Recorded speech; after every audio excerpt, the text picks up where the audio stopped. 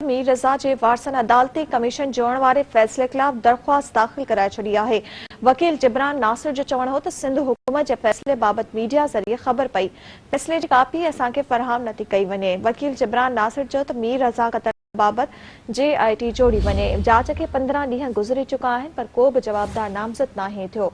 वकील चयो त हुकूमत जांच में को बि सहकार न पई करे।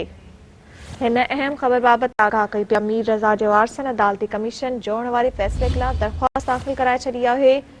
अवांखे ॿुधायूं पिया वकील जिब्रान नासिर जो चवणु हो त सिंध हुकूमत जे फ़ैसिले बाबति मीडिया ज़रिए ख़बर पई। फ़ैसिले जी कापी असांखे फ़रहाम नथी कई वञे। वकील जिब्रान नासिर चयो त मीर रज़ा क़त्ल बाबति JIT जोड़ी वञे। जांच खे 15 ॾींहं गुज़री चुका आहिनि पर को बि जवाबदार नामज़द नाहे थियो। वकील चयो त हुकूमत जांच में को बि सहकार न पई करे। ख़बर अवां ताईं पहुचायूं पिया। मीर रज़ा जे वारसन अदालती कमीशन जोड़ण वारे फ़ैसिले ख़िलाफ़ दरख़्वास्त दाख़िल कराए छॾी आहे।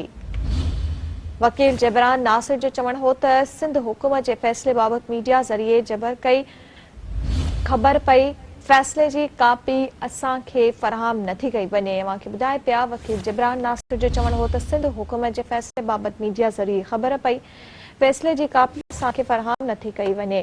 वकील जिब्रान नासिर चयो त मीर रज़ा क़त्ल बाबति JIT जोड़ी वञे। जांच खे 15 ॾींहं गुज़री चुका आहिनि पर को बि जवाबदार नामज़द नाहे थियो।